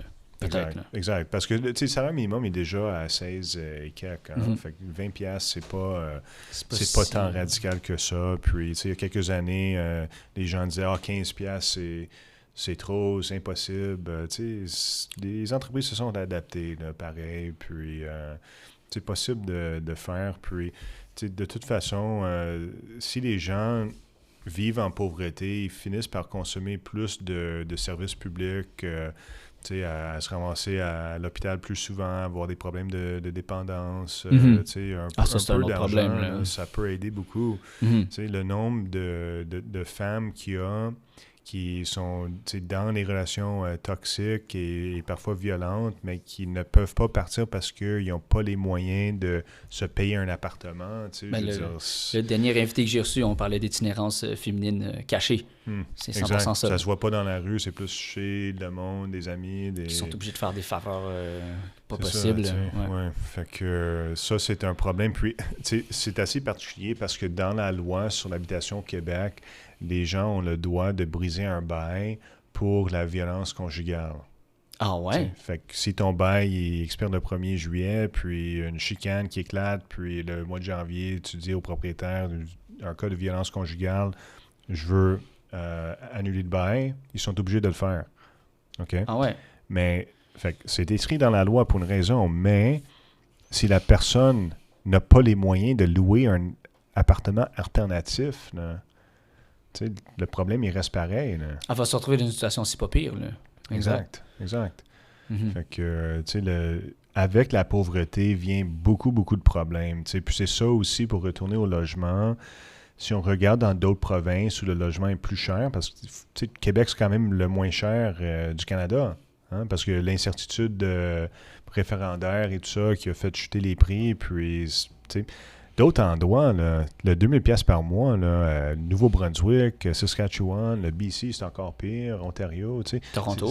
Toronto, ça, c'est beaucoup plus qu'ici. Là. Ces gens-là, quand on dit 2000$, c'est cher, là, ben pourtant, eux autres, du monde qui paye 2000$ pour une chambre. Là. J'ai vu quelques invités du podcast qui venaient de BC qui disaient « Je suis bien à Montréal. » C'est ça, oui. Mais le problème de drogue, de fentanyl et tout ça, ça suit la crise du logement. Puis c'est là où les gens se font expulser, puis ils n'ont pas un endroit où aller, que, prendre du fentanyl, puis rester gelé là, dans la rue en étant un zombie là, peut être plus attrayant que d'aller travailler pour... Il y a plein de liens de causalité que c'est la solution. C'est ça. Puis là, jusqu'à présent, au Québec, on a évité le pire là, de cette crise-là. Mais si... on continue dans la voie actuelle, ça va venir ici. Puis on va avoir des amis, des membres de famille là, qui vont mourir là, à cause de ça. Puis qui vont avoir des problèmes de consommation, puis de violence, puis de pauvreté. Fait qu'il faut quand même déployer le filet social, le renforcer pour éviter le pire. Là. Parce que le pire, là, il n'est pas si loin que ça. Personne n'est à l'abri de ça, ouais. Non. On dit souvent. Là. Exact. Merci tellement d'être venu au Balado Écologie Société. Est-ce que tu as aimé ça? Oui, c'est toujours bien de participer au podcast. J'ai trouvé les questions très intéressantes. Ça nous a permis de creuser vraiment dans le vif de beaucoup de sujets là, de grande importance pour le Québec. Puis ça permet aussi de contourner les grands médias, puis de dialoguer avec les gens qui n'ont pas un agenda caché ou un patron derrière là, qui dit quelle question poser ou non. Fait que j'apprécie toujours la possibilité de sortir de ce cadre-là puis avoir des vraies discussions. Qu'est-ce que tu as aimé le plus de venir au podcast? J'ai aimé l'ambiance, puis l'animateur, puis... Donc, merci encore d'être venu au podcast, puis je te souhaite une excellente élection, puis j'espère que tu vas être réélu dans ton comté, etc. Oui, merci, et je te souhaite bonne chance pour la suite du podcast. Merci beaucoup. Donc, merci. On peut te suivre sur quelle plateforme, le Parti vert? Où est-ce qu'on peut en entendre parler du meilleure façon? Sur tous les grands plateformes de réseaux sociaux, que ce soit sur X, sur Facebook, sur Threads, sur TikTok, sur Instagram, le site Internet, sur YouTube, le site web du parti, mon YouTube personnel, mon YouTube de la mentalité verte des Eco-Mindset, où j'ai mes épisodes de podcast. Puis c'est disponible sous format audio aussi sur iHeartRadio, sur Spotify, sur Apple, à peu près toutes les tribunes. YouTube sur vidéo que tu mentionnais aussi. Là. Oui, exact. Très cool. Merci vraiment d'être venu au podcast. C'était vraiment très apprécié. C'était une excellente discussion hyper pertinente. Donc, merci d'avoir été des nôtres aujourd'hui au podcast Écologie Société. Si vous avez été interpellés, n'hésitez pas à en parler autour de vous, de le partager, puis de continuer les réflexions. On se retrouve sur Instagram à écologie.société. Allez nous suivre sur Spotify, Deezer, YouTube, Apple Podcasts. Fait que merci. À la prochaine. Salut. Ciao.